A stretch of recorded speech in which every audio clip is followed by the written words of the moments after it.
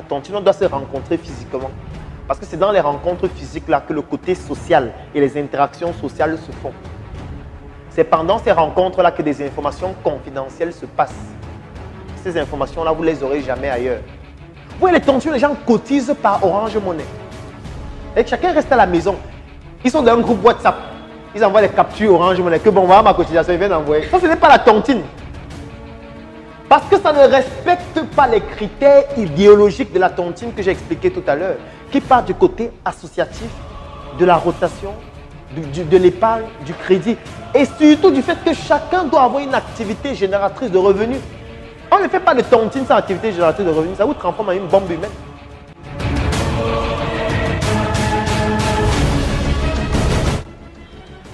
La région de l'Ouest, c'est une région qui est très petite en superficie. Et ils ont donc très vite compris ça, que tous les ressortissants du village ne vont pas rester au village. Ils seront amenés à se déplacer pour aller dans d'autres régions du Cameroun et même d'autres pays. Et pour donc permettre que le principe communautaire continue de s'effectuer, même lorsqu'ils se déplacent, ils ont donc décidé de créer ce qu'on appelle, dans le jargon courant, les tontines.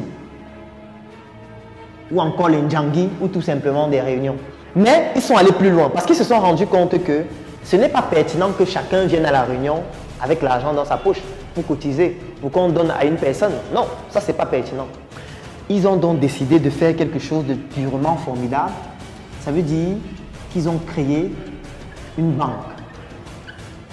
C'est la raison pour laquelle vous allez parfois voir certaines microfinances. Vous ne voyez jamais quelqu'un entrer dans la microfinance. Moi, vous dites que son chiffre d'affaires c'est 15 milliards, c'est 18 milliards. Pourquoi? C'est parce que c'est le communautarisme économique. Ça veut dire qu'on a mis sur pied un système qui fait en sorte que toute la communauté fait tourner son argent dans cette microfinance.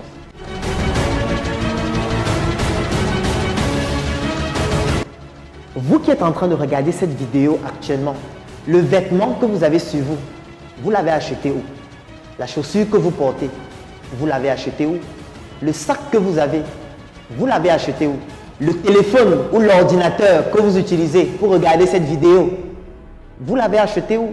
Le savon que vous avez utilisé le matin pour vous laver, l'huile que vous avez utilisée pour vous oindre, le dentifrice que vous avez utilisé pour vous brosser les dents, la brosse même que vous avez utilisée, vous l'avez acheté où? Et si tout le temps, l'argent que vous gagnez durement, vous le dépensez dans des structures pour acheter des produits et des services qui ne vous bénéficient pas directement ou indirectement, la conséquence, c'est quoi? C'est que vous allez mourir économiquement.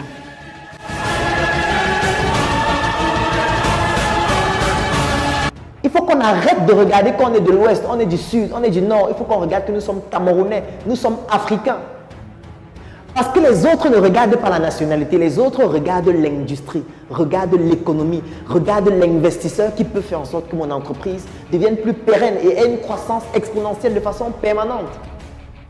Il faut que nous puissions mettre sur pied des plateformes qui permettent à tout le monde entier de pouvoir investir dans nos entreprises que nous avons pu rendre compétitives en nous mettant ensemble. C'est ça qu'on appelle le trading. Il faut que nous puissions aller en bourse.